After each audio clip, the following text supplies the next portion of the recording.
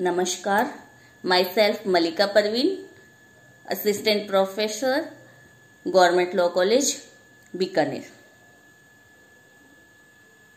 हम LLB प्रथम वर्ष का सब्जेक्ट मुस्लिम विधि मोमडन लॉ स्टार्ट करते हैं। मुस्लिम विधि फर्स्ट ईयर का सब्जेक्ट है फैमिली लॉ का। मुस्लिम विधि है क्या? मुस्लिम विधि को फैमिली लॉ में पढ़ते हैं। हिंदू विधि और मुस्लिम विधि दोनों विधि फैमिली लॉ में आते हैं। मुस्लिम विधि को पढ़ने से पहले हम देखते हैं कि मुस्लिम विधि किस पर अप्लाई होती है, यानी मुस्लिम विधि से शासित कौन होते हैं। प्रत्येक मुसलमान व्यक्ति मुस्लिम विधि से शासित होता है। ये उसकी व्यक्तिगत विधि यानी शरीयत लॉ के साथ साथ चलती है। शरीयत लॉ व्यक्तिगत विधियां होती हैं और मुस्लिम विधि उसके समांतर चलती है। यानी मुस्लिम विधि किस पर लागू होती है? मुसलमान पर मुस्लिम विधि लागू होती है। मुसलमान कौन होता है?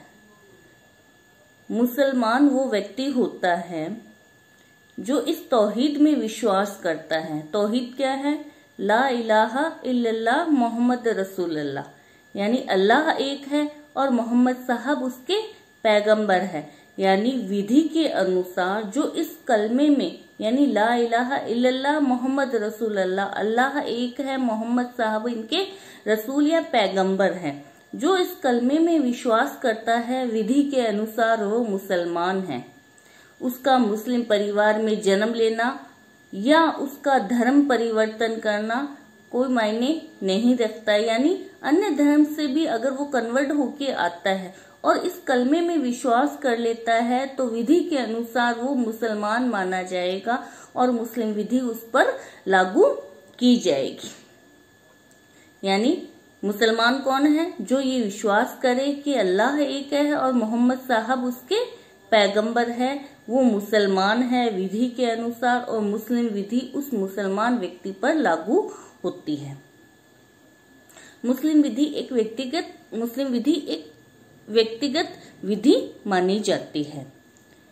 अब मुस्लिम विधि का उद्भव कहाँ से हुआ, मुस्लिम विधि कहाँ से आई, इसको देखने के लिए हमें पहले मुस्लिम विधि की हिस्ट्री देखनी होती है, उसका इतिहास जानना होता है। तो जैसे कि मुसलमान वाला जो मैंने कलमा बताया कि ला इलाहा इल्लल्लाह मोहम्मद रसूलुल्लाह, अल्लाह एक है, मोहम्मद साहब इसके पैगंबर है। यानी मोहम्मद साहब जो पैगंबर हुए थे उनके द्वारा मुस्लिम विधि को विकसित किया गया या इनके द्वारा मुस्लिम विधि का विकास किया गया, प्रारंभ की गई थी। तो मुस्लिम विधि के हिस्ट्री को देखने के लिए हम मुस्लिम विधि के विकास या हिस्ट्री को दो चरणों में बांटते हैं। सबसे पहले मोहम्मद साहब के आगमन से पहले मुस्लिम विधि कैसी थी, क्या थी? मोहम्मद साहब के आगमन से पहले मुस्लिम विधि का विकास नहीं हुआ था। ज्यादातर जो मुसलमान थे वो अरब देशों में रहते थे। अरब देशों में यानी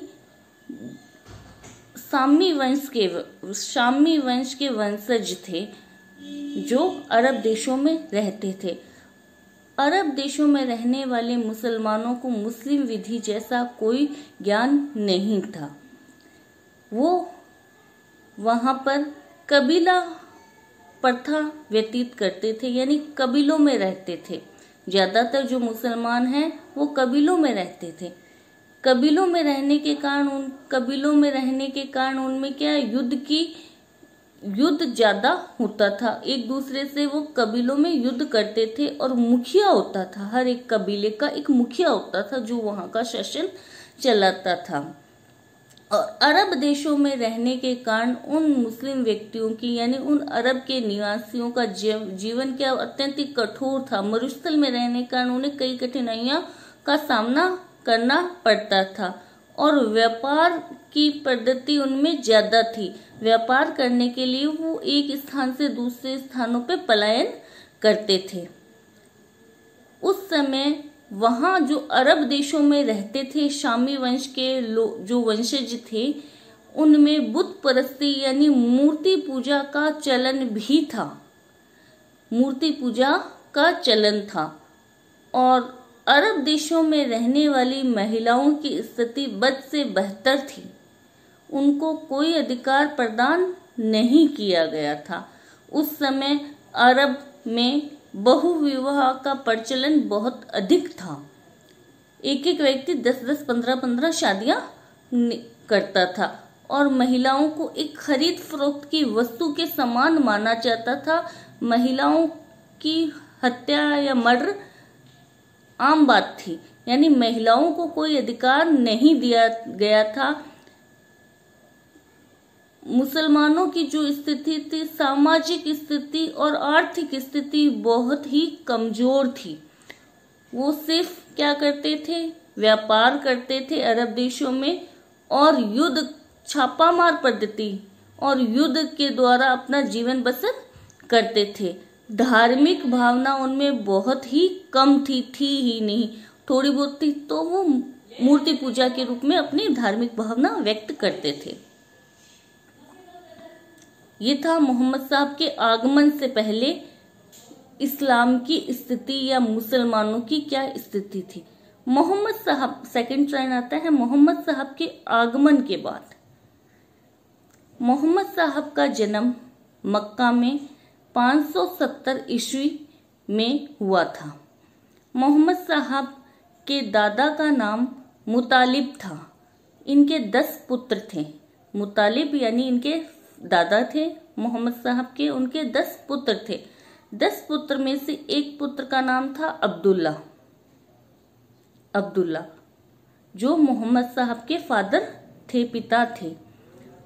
अब्दुल्ला की मृत्यु मोहम्मद साहब के जन्म से पूर्व ही हो गई थी। मोहम्मद साहब का जन्म होने से पूर्व उनके पिता की मृत्यु हो गई, तो मोहम्मद साहब के जन्म के बाद उनकी माता अमीना, उनकी मदर अमीना ने उनका पालन पोषण किया, लेकिन माता की मृत्यु भी उनके बाल्यकाल में ही हो गई थी।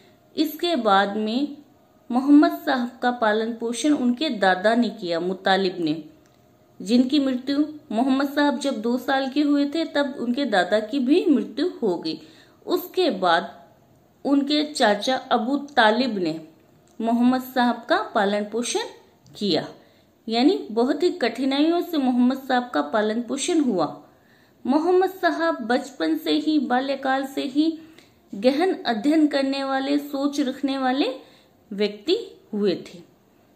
25 साल की एज में उन्होंने मक्का में हीरा नाम की गुफा में एक गहन अध्ययन किया, जहां पर उन्हें अल्लाह के दूत जिब्राइल अलैहिस्सलाम, यानी जिब्राइल पैगंबर, जिब्राइल अल्लाह के दूत थे, जिन्होंने उस हीरा नाम की गुफा में मोहम्मद साहब को एक दैवीय संदेश सुनाया था। यानी अल्लाह के जो संदेश थे डायरेक्ट जिब्राइल के माध्यम से मोहम्मद साहब को हीरा नाम की गुफा में प्राप्त हुए थे 25 वर्ष की एज में। वो संदेश जब से प्राप्त हुए थे तब से मोहम्मद साहब पैगंबर कहलाने लगे। पैगंबर वो तभी से कहलाए थे। मोहम्मद साहब ने उन दैवीय संदेशों को मक्का में समय समय पर प्रचार प्रसार किया, लेकिन मक्का में उस समय बुत परस्ती, मूर्ति पूजा थी, अंधविश्वास था, छापामार युद्ध पद्धति थी। तो मोहम्मद साहब के उन दैवीय संदेशों को मक्का शहर के लोगों ने माना नहीं। ये मक्का शहर अरब में है। मोहम्मद साहब के संदेशों को माना नहीं और वहां से उन्हें निकाल दिया, यानी वहां पे उनके कोई शागिर्द शिष्य नहीं हुए थे। मोहम्मद साहब मक्का से निकाले जाने के बाद में मदीना की ओर पलायन किया, यानी हिज्र किया। एक स्थान से दूसरे स्थान पे पलायन करना हिज्र करना कहलाया। तो हिजरी सन यानी मुस्लिम, जो जैसे हिंदुओं में विक्रमी संवत है वैसे ही मुसलमानों में हिजरी संवत है। हिजरी सन है। तो मक्का से मदीना जब मोहम्मद साहब गए थे, पलायन किया या हिजर किया, उस समय से हिजरी सन का प्रारंभ हुआ। मक्का में उन्होंने मोहम्मद साहब ने अपने दैवीय संदेश लोगों को फैलाए, समय समय पे प्रचार प्रसार किया। मदीना शहर के लोगों ने उन दैवीय संदेशों को अपने जीवन में आत्मसात किया और मोहम्मद साहब की शिक्षा को माना और मोहम्मद साहब के द्वारा दिए गए संदेशों को फॉलो किया। मदीना शहर में मुस्लिम विधि का ज्यादातर विकास कहाँ पे हुआ? मदीना शहर में हुआ। ये भी अरब देश में ही है मदीना शहर। मदीना में मोहम्मद साहब के बहुत सारे शिष्य हुए जिन्होंने मोहम्मद साहब द्वारा दिए गए दैवीय संदेशों को या ईश्वरीय ज्ञान को या उनके संदेशों को यानी इस्लाम धर्म को वहां पर फैलाया और मुस्लिम विधि का इस तरह मोहम्मद साहब के द्वारा आगे आगे विकास किया गया। मोहम्मद साहब की मृत्यु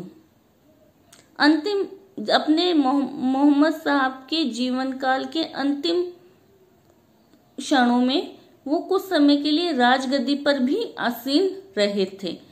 मोहम्मद साहब की मृत्यु यानी उन्होंने दुनिया से पर्दा किया था, यानी उनकी मृत्यु हुई थी 670 ईस्वी में। 670 ईस्वी में मोहम्मद साहब की मृत्यु हो गई। तो मोहम्मद साहब ने क्या है, इस्लाम धर्म को वहां तक फैलाया। लेकिन मोहम्मद साहब की मृत्यु के बाद में खलीफा पद के लिए जो लड़ाई हुई, खलीफा पद यानी उनके उत्तराधिकारी के लिए जो लड़ाई हुई, उस लड़ाई ने मुसलमान संप्रदाय को दो भागों में बांट दिया, शिया और सुन्नी। शिया शाखा और सुन्नी शाखा यानी दो संप्रदायों में वो विभाजित हो गए। मुसलमान थे वो दो भागों में विभाजित हो गए। मोहम्मद साहब की मृत्यु के बाद खलीफत यानी उत्तराधिकारी के लिए जो लड़ाई हुई उसमें दो भाग बटे, शिया और सुन्नी। तो सुन्नी कौन थे और शिया कौन थे, कौन कहलाए शिया और कौन कहलाए सुन्नी, इसको समझने के लिए हम देखते हैं कि खलीफा क्या था, उत्तराधिकार था। यानी मोहम्मद साहब की मृत्यु के बाद उस राजगद्दी पर आसीन कौन होगा, यानी खलीफा का पद कौन धारण करेगा। मोहम्मद साहब की पुत्री बेटी फातिमा थी, फातिमा, और उनके फातिमा के जो हस्बैंड थे वो कौन थे, अली थे। अली यानी मोहम्मद साहब के दामाद थे अली। मोहम्मद साहब की मृत्यु के बाद फातिमा यानी उनकी बेटी ने कहा कि खलीफा का जो पद है वो उत्तराधिकार यानी वंशानुगत भरा जाना चाहिए। मोहम्मद साहब के वंश के ही व्यक्तियों को खलीफा का पद प्राप्त होना चाहिए। तो मोहम्मद साहब की बेटी फातिमा ने अपने पति यानी अली को फर्स्ट खलीफा बनाया, और ये जो खलीफा का पद क्या वंशानुगत भरना चाहते थे ये कहलाए शिया शाखा कहलाए। और दूसरी तरफ मोहम्मद साहब की एक बेवा यानी उनकी विधवा आशिया बीवी थी, आशिया बीवी, जो ये चाहती थी कि खलीफा का पद वंशानुगत नहीं भरा जाना चाहिए, बल्कि खलीफा का जो पद है वो निर्वाचन के आधार पे यानी जो सक्षम व्यक्ति हो, योग्य व्यक्ति हो, उसी को निर्वाचन करवा के भरा जाना चाहिए। तो फर्स्ट खलीफा कौन होते, वैसे तो वंशानुगत भरते तो अली होते, लेकिन आशिया बीबी ने कहा कि जो खलीफा का पद है वो निर्वाचन के आधार पे भरा जाना चाहिए। तो आशिया ने अपने फादर अबू बकर यानी मोहम्मद साहब के ससुर अबू बकर को फर्स्ट खलीफा बनाया, यानी जो निर्वाचन के आधार पर भरना चाहते थे खलीफा का पद, वो कौन कहलाए, वो सुन्नी शाखा कहलाई, सुन्नी शाखा कहलाई। तो सुन्नी शाखा का फर्स्ट खलीफा कौन बना, अबू बकर बना। सेकंड खलीफा कौन बना, उमर बने। थर्ड खलीफा उस्मान बने। सुन्नी शाखा में फर्स्ट खलीफा अबू बकर, सेकंड खलीफा उमर और थर्ड खलीफा बने उस्मान। अबू उस्मान बने। ये 3 खलीफा बने सुन्नी में। और शिया में फर्स्ट खलीफा कौन बने? अली, जो फातिमा के हस्बैंड थे। सेकंड खलीफा और थर्ड खलीफा अली के ही पुत्र थे, यानी मोहम्मद साहब के दोहित्र थे, नाती थे, हसन और हुसैन। हसन सेकंड खलीफा बना और थर्ड बने हुसैन। हसन और हुसैन को अमोदिया वंश के लोगों के द्वारा करबला के मैदान में उनकी हत्या कर दी गई थी। और उस समय से ही ये ताजिया वगैरह जो है हसन और हुसैन की याद में मनाए जाने लगा। इस तरह मुस्लिम 2 संप्रदायों में विभक्त हो गए, शिया और सुन्नी में। आगे की क्लास में हम शिया और सुन्नी में क्या मेन अंतर है, उनमें किन किन बातों को लेकर अंतर किया गया वो देखते हैं। Thank you so much.